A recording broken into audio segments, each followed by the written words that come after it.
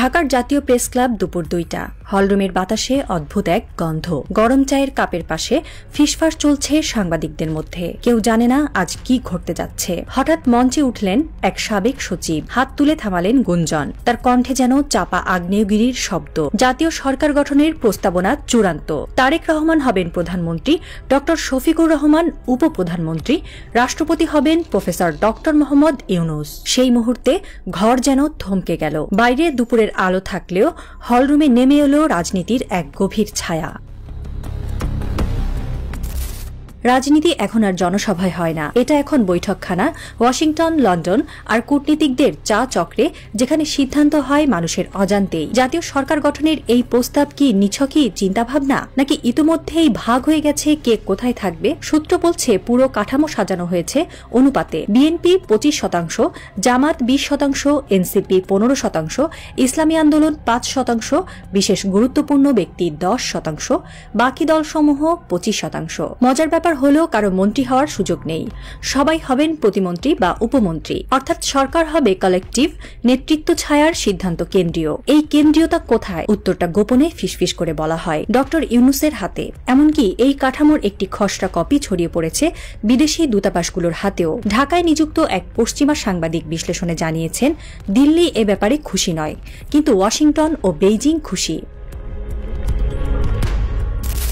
এই প্রস্তাবনার সবচেয়ে চমকপ্রদ ও বিতর্কিত অংশ রাষ্ট্রপতি হিসেবে ড মোহাম্মদ ইউনূস। পশ্চিমারা দেখছে তাকে সম্ভাব্য বিকল্প নেতৃত্ব হিসেবে। ভারতের কাছে তিনি এখন সবচেয়ে বড় কূটনৈতিক মাথা ব্যথা। চীনের সঙ্গে সম্ভাব্য অর্থনৈতিক জোট, রোহিঙ্গা ইস্যুতে জাতিসংঘের সরবতা, আদানি আম্বানিদের কনসেশন বাতিল, সব মিলে এই বৃদ্ধ রাষ্ট্রনায়ক হয়ে উঠেছেন এক অন্তরালের তপস্বী। কিন্তু শুধু এই কারণেই নয়, তিনি এমন একজন যিনি রাষ্ট্রীয় ক্ষমতার বাইরে থেকেই ক্ষমতার ভার ব্যাখ্যা করতে পারেন। তার গ্রামীণ দর্শন এখন রাষ্ট্রদর্শনে রূপ নিতে চলেছে। তিনি রাজনীতিবিদ নন, কিন্তু তার প্রতিটি উপস্থিতি রাজনীতিকে কাঁপিয়ে তোলে। তার আড়ালেই ঢাকার কূটনৈতিক পাড়ায় গড়ে উঠেছে এক নতুন মোর্চা। সেখানে যুক্তরাষ্ট্রের সাবেক রাষ্ট্রদূত থেকে শুরু করে জাতিসংঘের কিছু উপদেষ্টা সক্রিয়। তার নামে তৈরি হয়েছে অন্তত দুটি সাদা কাগজের বিশ্লেষণ, একটি নিরাপত্তা কাঠামো নিয়ে, অন্যটি তথ্য প্রযুক্তি ও নগরভিত্তিক কর্মসংস্থান পরিকল্পনা। বলা হচ্ছে তার নেতৃত্বেই হবে নীতি নির্ধারক রাষ্ট্রপতিতন্ত্র, যেখানে সংসদ ও প্রধানমন্ত্রীর ক্ষমতা ভেঙে পড়বে। ড ইউনূসের ছায়ায় থাকবে এক নীরব অভিভাবক সরকার।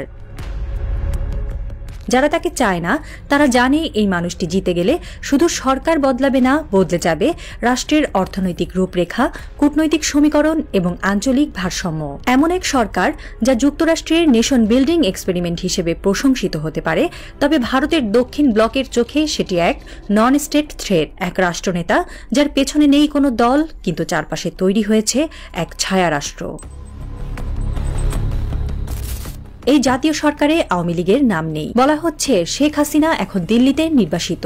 ভারত সরকারের ভেতরেই চলছে দোদুল্যমানতা। তাকে ফিরিয়ে আনবে না নতুন কার্ড খেলবে? প্রফেসর ইউনূস ও তারেক রহমানের নেতৃত্বে গঠিত নতুন সরকার মানেই মোদি বিরোধী ঢাকা, যা ভারতের জন্য হতে পারে নতুন দুঃস্বপ্ন। এখানে প্রশ্ন উঠছে, জাতীয় সরকার কি কেবল রাজনৈতিক রদবদল, নাকি দীর্ঘমেয়াদী ভৌগোলিক পালাবদল? যদি শেখ হাসিনাকে ফেরত আনা হয়, তবে তিনি থাকবেন কোন ভূমিকায়? রাষ্ট্রপতির অধীনে সাবেক প্রধানমন্ত্রী কি তার জন্য গ্রহণযোগ্য, নাকি ভারত তাকে ব্যবহার করে এই অভ্যন্তরীণ শীতল যুদ্ধে একটি চাল হিসেবে রাখবে?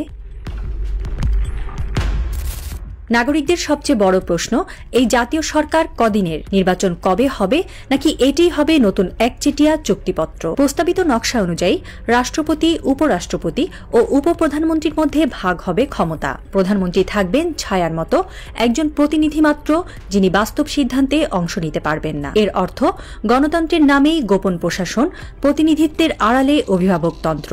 দিল্লি ও লন্ডনের রাজনৈতিক পর্যবেক্ষকরা বলছেন, বাংলাদেশ এখন মায়ানমার মডেল ও নেপাল মডেলের মাঝে দুলছে। বিশ্লেষকরা দ্বিধায়। এক পক্ষ বলছে এটি দেশের জন্য একটা ট্রানজিশনাল মডেল, যেখানে দলীয় সংঘর্ষের বাইরে গিয়ে নতুন কাঠামো তৈরি হবে। তারা বলছে এটি একটি রাজনৈতিক বিবর্তন, যেখানে নির্বাচনের চেয়ে কাঠামোগত স্থিতিশীলতা গুরুত্বপূর্ণ। গণতন্ত্র নয়, বরং দায়িত্বশীল গভর্নেন্স হবে এর মূল মন্ত্র। এমনকি এটিকে বাংলাদেশ 2 নামে ব্যাখ্যা করছেন কেউ কেউ। একটি শীতল, পরিকল্পিত এবং বহুজাগতিক স্বার্থ নির্ভর শাসন ব্যবস্থা। এই ধারার প্রবক্তারা যুক্তি দেন, এই সরকার হবে সার্ভিস ডেলিভারি স্টেট, যেখানে জনগণের মৌলিক চাহিদা পূরণই হবে সরকারের একমাত্র লক্ষ্য। তারা যুক্ত করেন, অস্থির রাজনৈতিক সংস্কৃতির পরিবর্তে এটি নাগরিক ভিত্তিক প্রশাসনের সূচনা হতে পারে। অন্যপক্ষ বলছে এ এক চরম রাজনৈতিক প্রহসন, যেখানে কিছু কূটনীতিক ও বিদেশি শক্তি গোপনে গঠন করছে ডিল সরকার। জনগণের কোনো মত নেই, ভোট নেই, পার্লামেন্ট নেই। এটি এক নেটওয়ার্কড কূ, যার সেনাবাহিনী নেই কিন্তু আছে মিডিয়া, অর্থ এবং আন্তর্জাতিক সিলমোহর। তবে এই সত্য কেউ অস্বীকার করতে পারছে না, বাংলাদেশ এখন এক নতুন সন্ধিক্ষণে দাঁড়িয়ে, যেখানে প্রতিটি দিন হয়ে উঠছে একটি সম্ভাব্য পালাবদলের ঘণ্টা। সবকিছু চলছে, আলোচনা হচ্ছে, বিতর্ক জমছে, কিন্তু এক ব্যক্তি এখনো নীরব, ডক্টর ইউনূস, যিনি আলোচনার কেন্দ্রে, যেন এক নীরব ঘূর্ণিঝড়। রাত ৩টায়ও তিনি ফোনে কথা বলেন। প্রেস ক্লাবের আলো নেভার অনেক বড় তিনি কাজ করেন। তাকে নিয়ে নাকি চলছে ভারতে, আমেরিকায়, চীনে ব্যাকডোর বৈঠক। কিন্তু এই বৃদ্ধ মানুষটি যেন ঠিকই জানেন, রাজনীতি এখন আর কেবল নির্বাচনের খেলা নয়, এটি এক শীতল যুদ্ধ, ক্ষমতার, কূটনীতির, রাষ্ট্রের অভ্যন্তরে। আর সেই যুদ্ধের মাঝখানে একটি নাম, জাতীয় সরকার, আর একটি মূল ছায়ামূর্তি, প্রফেসর ডক্টর মোহাম্মদ ইউনূস।